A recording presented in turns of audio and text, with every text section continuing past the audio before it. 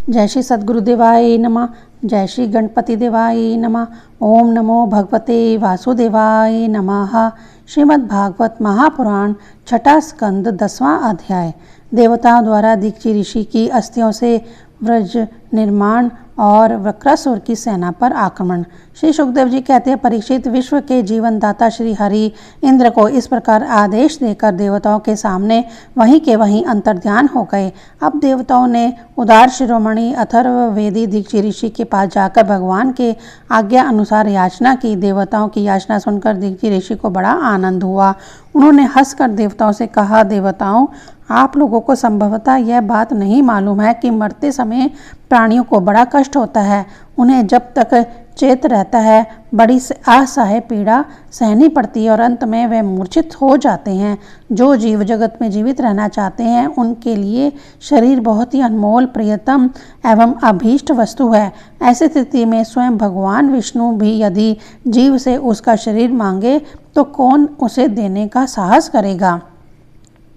देवताओं ने कहा, ब्राह्मण, आप जैसे उदार और प्राणियों पर दया करने वाले महापुरुष, जिनके कर्मों की बड़े बड़े यशस्वी महानुभाव भी प्रशंसा करते हैं, प्राणियों की भलाई के लिए कौन सी वस्तु निछावर नहीं कर सकते।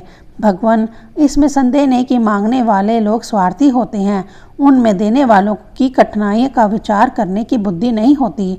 यदि उनमें इतनी समझ होती तो वे मांगते ही क्यों।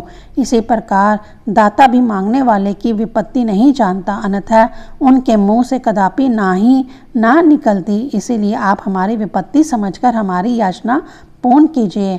दीक्षित ऋषि ने कहा, देवताओं, मैं आप लोगों के मुंह से धर्म की बातें सुनने के लिए ही आपकी मांग के प्रति उपेक्षा दिखलाई थी। यह लीजिए, मैं अपने प्यारे शरीर को आप लोगों के लिए अभी छोड़ देता हूँ, क्योंकि एक दिन यह स्वयं ही मुझे छोड़ने वाला है। देव शिरोमणियों, जो मनुष्य इस विनाशी शरीर से दुखी प्राणियों पर दया करके मुख्यतः धर्म और गुणतः यश का संपादन नहीं करता, वह जड़ पेड़ पौधों से भी गया बीता है। बड़े बड़े महात्माओं ने इस अविनाशी धर्म की उपासना की है।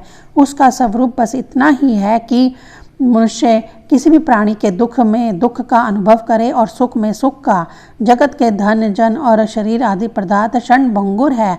ये अपने किसी काम नहीं आते, अंत में दूसरों के ही काम आएंगे। ओहो, यह कैसी कृपणता है। कितने दुख की बात है कि यह मरण धर्मा मनुष्य इनके द्वारा दूसरों का उपकार नहीं कर लेता। श्री सुखदेव जी कहते हैं, परीक्षित, अथर्ववेदी महर्षि दीक्षित ने ऐसा निश्चय करके अपने को पर ब्रह्म परमात्मा श्री भगवान में लीन करके अपने स्थूल शरीर त्याग दिया। उनके इंद्रिय, प्राण, मन और बुद्धि संयत थे, तत्व दृष्टि तत्वमयी थी, उनके सारे बंधन कट चुके थे। अतः जब वे भगवान से अत्यंत युक्त होकर स्थित हो गए तब उन्हें इस बात का पता ही ना चला कि मेरा शरीर छूट गया। भगवान की शक्ति पाकर इंद्र का बल पौरुष उन्नति की सीमा पर पहुंच गया। अब विश्वकर्मा जी ने दीक्षित ऋषि की हड्डियों से व्रज बनाकर उन्हें दिया और वे उसे हाथ में लेकर ऐरावत हाथी पर सवार हुए। उनके साथ साथ सभी देवता लोग तैयार हो गए। बड़े बड़े ऋषि मुनि देव राजेंद्र की स्तुति करने लगे। अब उन्होंने त्रिलोकी को हर्षित करते हुए वक्रासुर का वध करने के लिए उस पर पूरी शक्ति लगाकर धावा बोल दिया।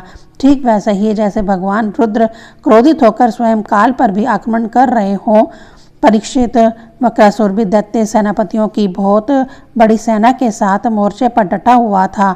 जो व्यवस्था मनवंतर इस समय चल रहा था, इसकी पहली चतुर्युगी का त्रेता युग अभी आरंभ ही हुआ था। उसी समय नर्मदा तट पर देवताओं का दैत्यों के साथ यह भयंकर संग्राम हुआ। उस समय देव राजेंद्र हाथ में व्रज लेकर रुद्र, वसु, आदित्य, दोनों अश्विनी कुमार, पितृगण, अग्नि, मारुदगण, ऋभुगण, साध्यगण और विश्वदेव आदि के साथ अपनी कांति से शोभामान हो रहे थे।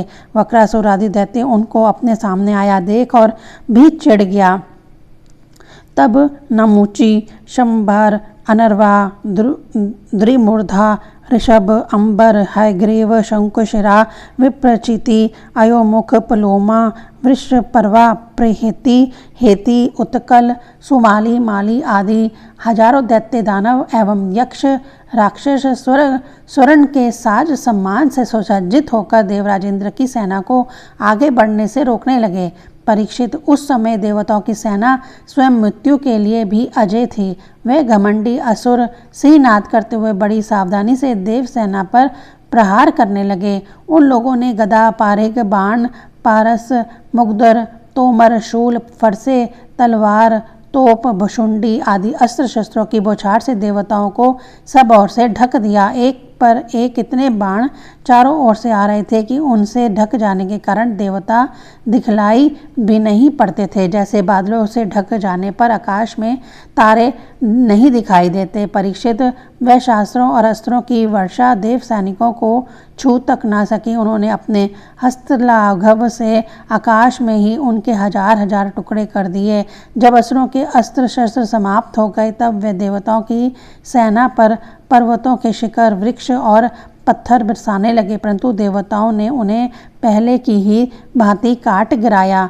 परीक्षित, जब वक्रासुर के अनुयायी असुरों ने देखा कि उनके असंख्य अस्त्र शस्त्र भी देव सेना का कुछ न बिगाड़ सके, यहाँ तक कि वृक्षों, चट्टानों और पहाड़ों के बड़े बड़े शिखरों से भी उनके शरीर पर खरोंच तक नहीं आई, सब के सब सकुशल हैं, तब वह बहुत ही डर गए।